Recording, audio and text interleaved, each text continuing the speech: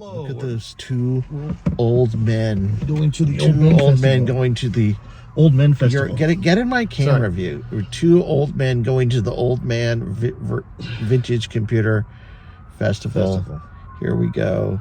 This is going to be... That was so weird. So orange is not as nice as it used to be. We will see how this goes today. Here we are. We're at the Vintage Computer Festival. We're going in.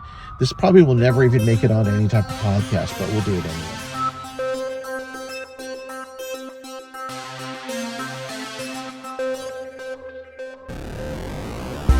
We were children of the Silicon Revolution, an X generation conscripted to fight the console and home computer wars. A product of an analog 70s childhood, we came of digital age in the 80s, believing we could affect the world 8 bits at a time. Armed with joysticks, full-stroke keyboards, Jolt Cola, and MTV haircuts, we proceeded into the vertical blank. There we stayed up late at night, devising incantations from D&D rulebooks and beginners' all-purpose symbolic instruction code. Video games were the match, and programming was the fuse, as the infinite possibilities of the digital world exploded into the internet age to come. We are Generation Atari.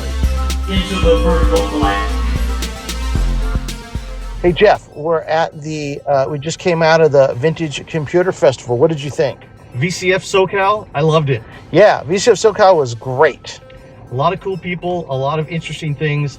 What did you think of, so we this morning we took off at about 8:30 in the morning, drove roughly 45 minutes from our place, well, from my place that you came to visit. I left an hour before that to get to your house.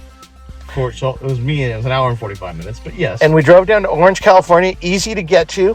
Easy to get to. And it at the what was this hotel called? This is the Farah Farah. Hotel Farah, which is in downtown Orange, California. For you and I, Orange, California is a bit of a pilgrimage. Pilgrimage, exactly. Because Orange is where the store Computer Games Plus was, that we went in 1987, January 1987, and bought our Atari ST for our birthday. After selling our Atari 800 equipment, we saved up enough money to get an Atari ST, and we bought it for our birthday in 1987 from the back of a trunk of a guy in a parking lot named Art. And then Art went on to open Computer Games Plus in the same parking lot, probably. Yeah, I think it was the same parking lot as I remember. And then we would come down about 9 months later. We would drive down to Computer Games Plus after it opened at least once a month when we started college.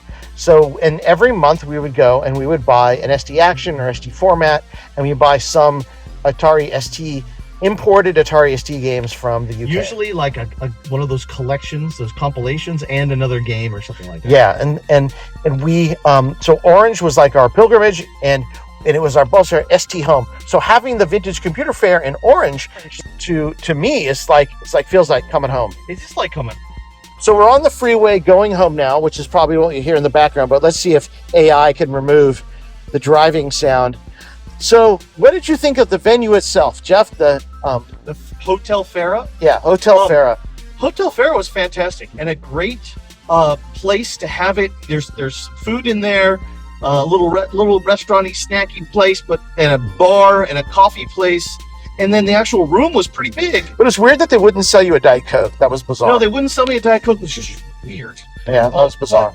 But the actual hotel looks like it doesn't fit the actual area it is in, only because of this.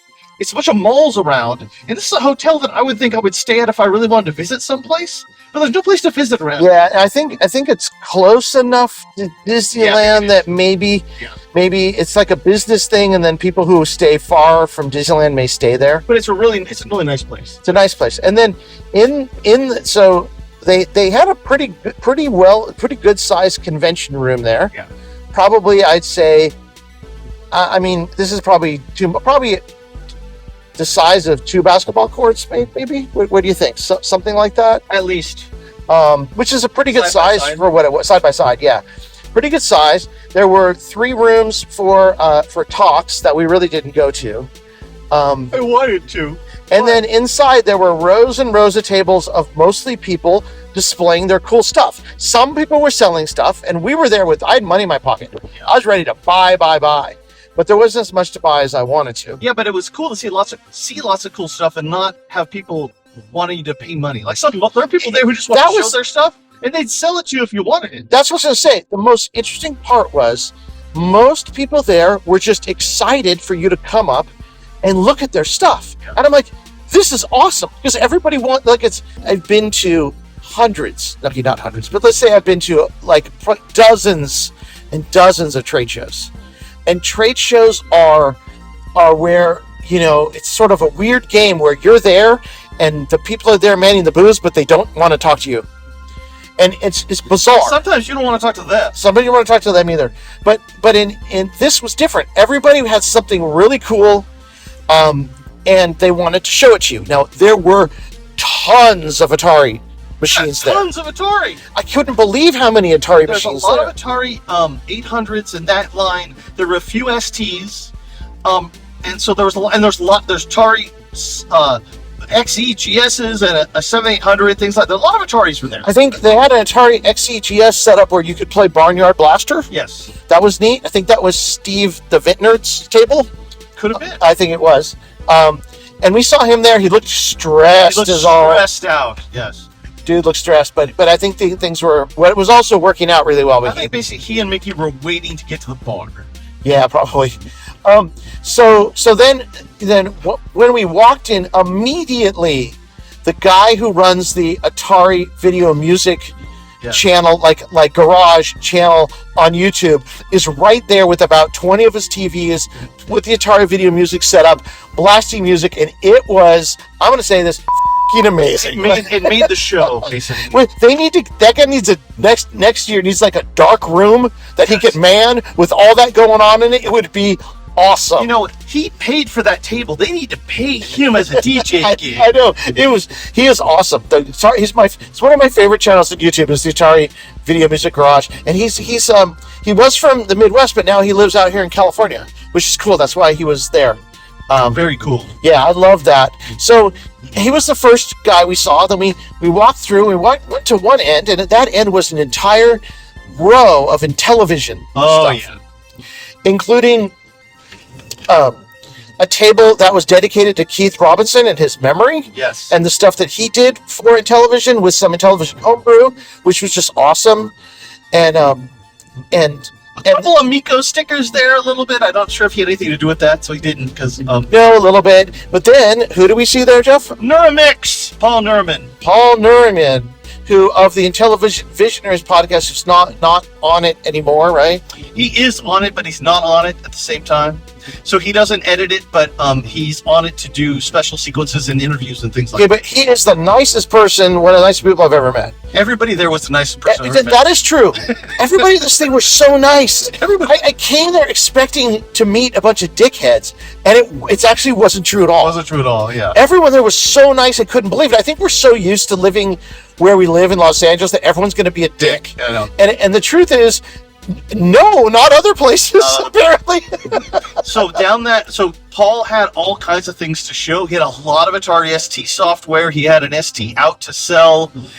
He had a few Atari 8-bit things. I think I bought some Atari ST games for him for that I can use on our video channel. He had a lot of stuff. We talked to him a lot. I'm hoping to get him on the podcast and talk to him about whatever he wants to talk about. Just geek out on Atari and Intellivision, which would be great. I said I hate Atari. That's what I thought. Paul loves the Atari. I'll be on the show. Paul said he'd be on our podcast. Okay, cool. So right after Paul Nurman, we ran into Ryan Berger from Old School Gamer Magazine. Yes. And it turns out, like, Jeff and I were supposed to write a column for the Atari ST for Old School Gamer Magazine online, and we did for a while, I think for about 6 months or so, and then like no one ever read it, so we just kind of gave up on it. But he kind of ran us down and said, "Hey, how come you guys haven't updated the Atari ST section?" So I have a huge amount of stuff down. But we have so much Atari ST material now. I think it'd be easy. So I think I'll email Ryan back.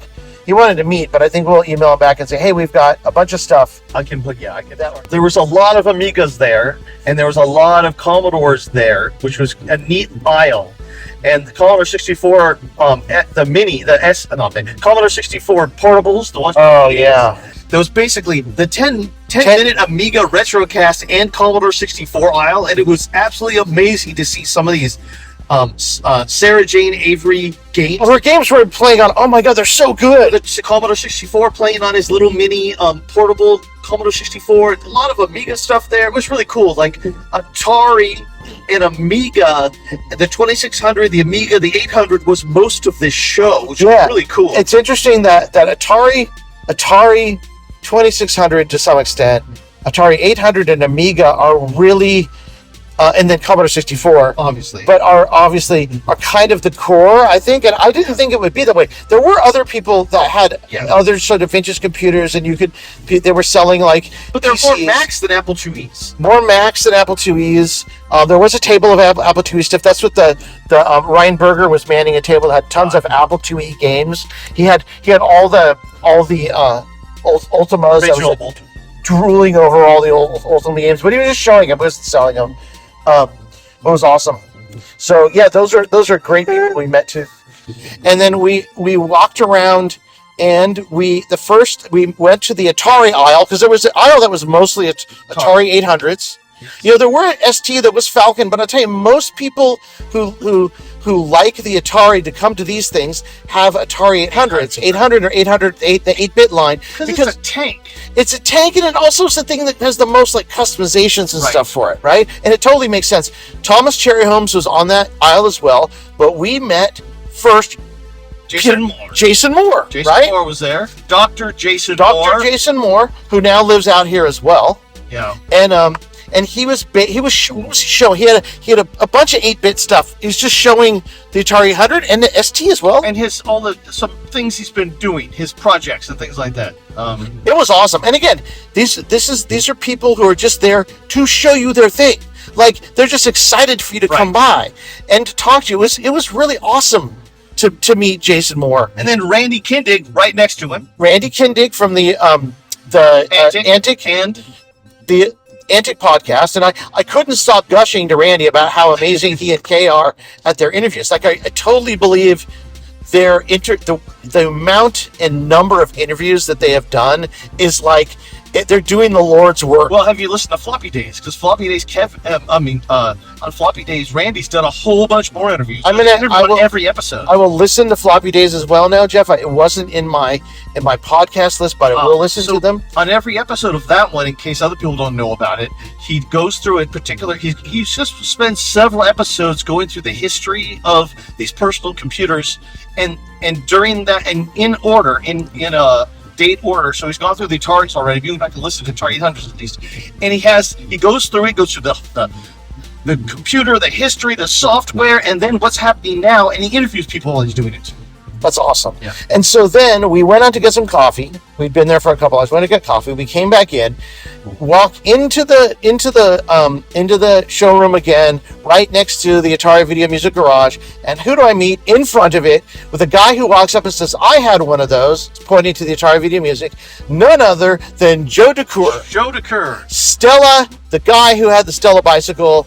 The guy whose bicycle was named Stella, that Jay Miner said, that's a great name for a code name for the Atari VCS. And so Joe Decuir was there, and we talked to Joe Decuir, I don't know, for like 10 minutes or something. Yeah.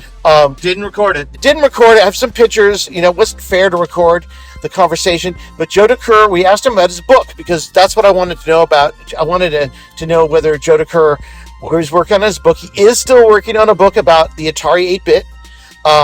He likens it, what he said, to sort of the connecting material between the Atari VCS and the Amiga. And I mean, poor Joe, when he talked about Jay Miner, he was tearing up about Jay Miner, like that's his buddy. How just terribly sad he was about that. But Joe Decuir is amazing. He's like, what do you say, 85 years old? Could be more than that. But it doesn't look like it. Mid-80s, doesn't look like it. And he was saying that he's a professor in Washington, and he has his students work on Atari 800 projects, which I think is just amazing. What was one of the ports they were doing? They were Oh, Superbug. Was Superbug? Superbug. That's an Atari coin-op from the That 70s. Joe said that he had worked on Atari 8-bit version of that no one ever saw. And then he's having the gone forever. But he's having his students do the port of that from which is awesome. You know what? I may take on a fast basic port of that. So the one thing we did get out of Joe, which I think was the thing that we confirmed, because we talk a lot about Colleen and Candy, about the Atari 400, how it should have been a game console. We had a whole series of episodes like 3 or 4 seasons ago about this, about how it was Atari's biggest mistake. The Atari 400 should have been a game console, and This should have been cheaper than it came out as. but was Joe confirmed that it was. And the problem with it was, he said that Doug Neubauer, who he designed the Pokey chip. Doug Neubauer designed the Pokey chip, which is pretty awesome. So Doug Neubauer designs the Pokey chip. He's got some extra time, so he programs Star Raiders. Star Raiders is an amazing game, but it requires a keyboard. And so the Atari 400 could not launch without a keyboard, which meant that it was more like a computer. And all of a sudden it had a keyboard and a computer. But if it wasn't for Doug Neubauer, but Doug Neubauer is awesome. So don't get me wrong. Remember, Doug Neubauer actually freaking Solaris for the Atari 2600. I mean, the guy's a effing genius. If Doug Neubauer created Star Raiders, so it couldn't launch without it. But even without the keyboard, it still would have been a very expensive console. So I think you're talking a game console that probably would have cost $400 or $500. So it probably still wouldn't have been, within the realm of possibility for a lot of people. But it was confirmed. Well, Kurt and I talked about a while ago about how they could have cheapened it down. Kurt Vendel. Because in Kurt's last interview. There's some chips for controlling the keyboard and things that have duplicate functions with the Pokey that they could just use. But so confirmed.